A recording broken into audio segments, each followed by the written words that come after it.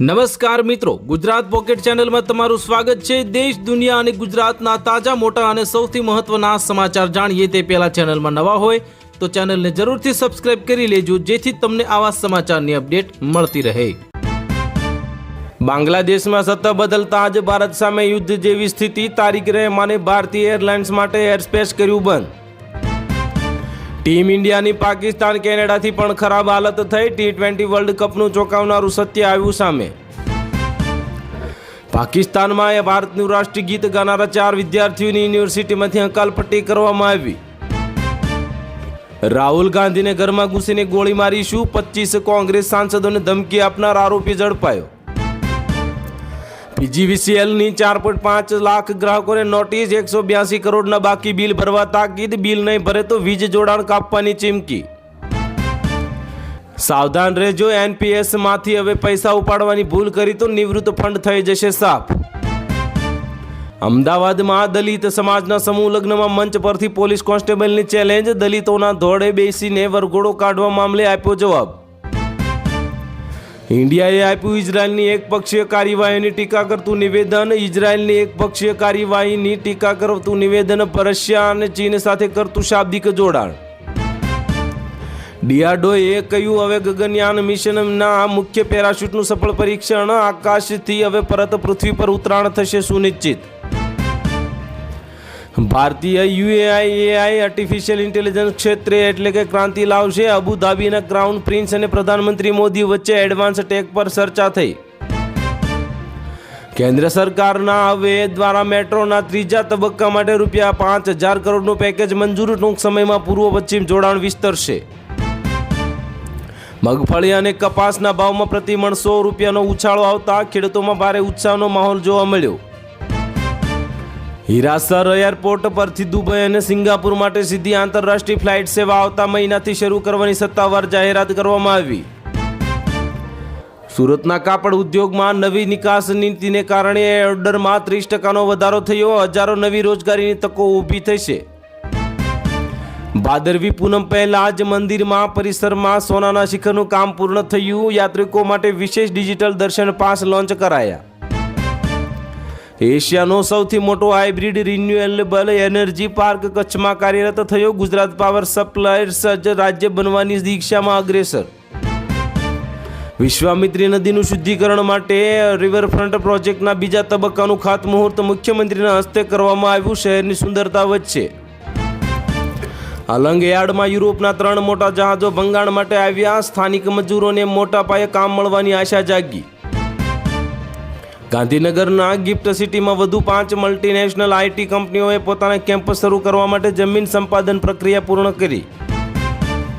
ઉનાળુ પાક માટે નર્મદાની મુખ્ય કેનાલમાંથી પાણી છોડવાનો નિર્ણય લેવાયો। નર્મદાના ઉત્તર ગુજરાતના 500 ગામોને સીધો ફાયદો થશે। રિલાયન્સ દ્વારા ગ્રીન હાઇડ્રોજન પ્લાન્ટનું પ્રથમ યુનિટ કાર્યરત કરાયું। પ્રદૂષણ મુક્ત ઉર્જા ઉત્પાદનમાં ગુજરાત વૈશ્વિક હબ બનશે। માર્ચમાં યોજાનારી ધોરણ 10 અને 12ની બોર્ડની પરીક્ષાઓ માટે CCTV સજ્જ। કેન્દ્રોની યાદી જાહેર કરવામાં આવી। રિઝર્વ બેંક ઓફ ઇન્ડિયાના દ્વારા ડિજિટલ કરન્સીના વપરાશ માટે નવી ગાઈડલાઇન જાહેર કરાઈ। હવે તો કરિયાણાની દુકાને પણ રૂપિયાથી પેમેન્ટ કરી શકશો।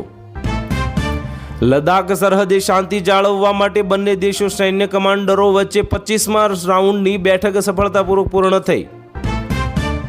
કાશ્મીરને કન્યાકુમારી સાથે જોડતી સીધી ટ્રેન સેવા હિમસાગર એક્સપ્રેસના નવા રૂટનું ઉદ્ઘાટન વડાપ્રધાન દ્વારા કરવામાં આવ્યું। બજેટ સત્ર અંતિમ દિવસોમાં વિપક્ષ અને સરકાર વચ્ચે કૃષિ સુધારા બિલ પર તીખા ચર્ચા જોવા મળી। ગૃહ મોકૂફ રખાયું।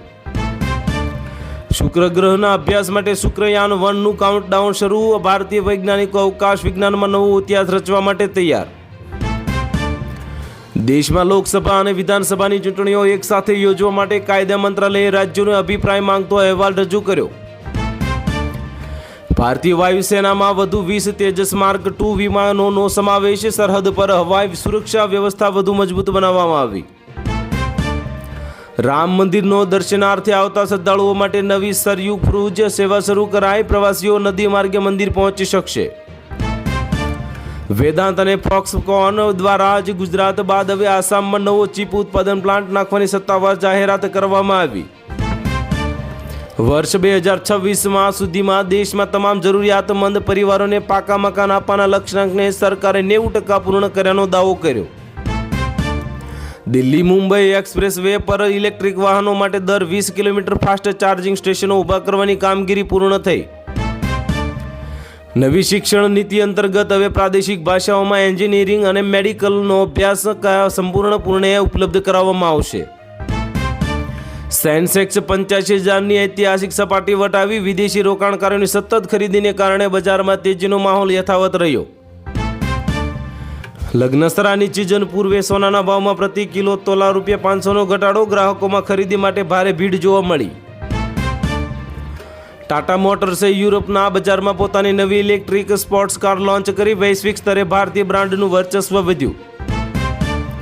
સ્ટેટ બેંક ઓફ ઇન્ડિયા દ્વારા હોમ લોન અને કાર લોનના વ્યાજના દરમાં 0.25%નો ઘટાડો કરવામાં આવતા મધ્યમ વર્ગને મોટી રાહત મળી. ભારત સરકાર દ્વારા ક્રિપ્ટો એસેટ્સ પર નવા ટેક્સ નિયમો લાગુ. ગેરકાયદેસર વ્યવહારો રોકવા માટે કડક દેખરેખ રાખવામાં આવશે. બેંગલુરુના 2 નવા સ્ટાર્ટઅપ્સે યુનિકોર્ન ક્લબમાં સ્થાન મેળવ્યું. ટેકનોલોજી ક્ષેત્રે ભારતીય યુવાનોની સફળતા વિશ્વએ નોંધી. ટાટાના નેતૃત્વમાં એર ઇન્ડિયાએ વૈશ્વિક સૌથી મોટી એરલાઇન્સ બનવા માટે વધુ 50 બોઇંગ વિમાનોનો ઓર્ડર આપ્યો. ભારતે ચાલુ નાણાકીય વર્ષમાં ચોખા અને ઘઉંની નિકાસમાં નવો રેકોર્ડ બનાવ્યો. વિદેશી હુંડિયામણમાં મોટો વધારો થયો. આઈપીએલની હરાજીમાં ઓસ્ટ્રેલિયન ઓલરાઉન્ડર સૌથી મોંઘો ખેલાડી બન્યો. મુંબઈ ઇન્ડિયન્સે યુવા ઝડપી બોલરો પર મોટો દાવ ખેલ્યો. ભારત અને ઓસ્ટ્રેલિયા વચ્ચે રમાતી બોર્ડર ગાવસ્કર ટ્રોફીમાં ભારતીય સ્પિનરોએ પ્રથમ દિવસે 5 વિકેટ ઝડપીને પકડ મજબૂત કરી. વર્લ્ડ એથ્લેટિક્સ ચેમ્પિયનશિપમાં નીરજ ચોપરાએ 90 મીટરનો આંકડો વટાવી ગોલ્ડ મેડલ જીત્યો. હવે દેશમાં ઠેર ઠેર ઉજવણીનો માહોલ જોવા મળ્યો. પીવી સિંધુએ ઓલ ઇંગ્લેન્ડ ઓપનની સેમીફાઇનલમાં પ્રવેશ કર્યો. ટાઇટલ જીતવા માટે તે હવે ફેવરિટ માનવામાં આવે છે. પ્રો કબડ્ડી સિઝન 13માં ગુજરાત જાયન્ટ્સે પટના પાયરેટ્સને હરાવીને પોઈન્ટ ટેબલમાં પ્રથમ સ્થાન પ્રાપ્ત કરી લીધું. ભારતીય ફૂટબોલ ટીમ ફિફા રેન્કિંગમાં ટોપ 80માં સ્થાન મેળવ્યું. એશિયન કપ માટેની તૈયારીઓ પૂરજોશમાં શરૂ કરવામાં આવી. આર પ્રજ્ઞાનંદાએ વર્લ્ડ નંબર 1 મેગ્નેસ કાર્લસનને ઓનલાઈન રેપિડ ટુર્નામેન્ટમાં ફરી એકવાર પરાજય આપીને ચમત્કાર કર્યો. વર્લ્ડ કપમાં હવે ભારતીય શૂટર્સે કુલ 10 મેડલ જીતીને મેડલ ટેલીમાં પ્રથમ સ્થાન હાંસલ કર્યું. શાહરૂખ ખાન અને સલમાન ખાનની સ્પાઇસ થ્રિલર ફિલ્મનું શૂટિંગ લંડનમાં શરૂ. ચાહકોમાં સોશિયલ મીડિયા પર ક્રેઝ વધ્યો. એપલ દ્વારા હવે ભારતમાં બનેલા આઈફોન 18ના પ્રોટોટાઇપનું હવે પ્રદર્શન. નવી કેમેરા ટેકનોલોજી સાથે ટૂંક સમયમાં લોન્ચ થશે. યુરોપમાં ફેબ્રુઆરી મહિનામાં રેકોર્ડ બ્રેક ગરમી નોંધાઈ. પર્યાવરણ પ્રેમીઓએ ક્લાઇમેટ ચેન્જને આપી સામે તાત્કાલિક પગલાં લેવા અપીલ કરી.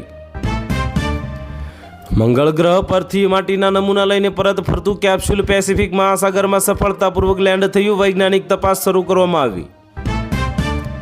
જાપાને હવામાં ઉડતી ટેક્સીનું સફળ ટ્રાયલ કર્યું. વર્ષના અંત સુધીમાં સામાન્ય નાગરિકો માટે સેવા શરૂ કરવામાં આવશે. ઇન્સ્યુલિનના બદલે હવે ગોળી દ્વારા સુગર કંટ્રોલ કરવાની નવી દવાને વૈશ્વિક સ્તરે મંજૂરી મળી. દર્દીઓને રાહત મળશે. તુર્કી અને સિરિયા સરહદે ફરીથી 5.8ની તીવ્રતાનો ભૂકંપ આવ્યો. જાનહાનિના કોઈ અહેવાલ નથી, પણ લોકોમાં ફફડાટ ફેલાયો.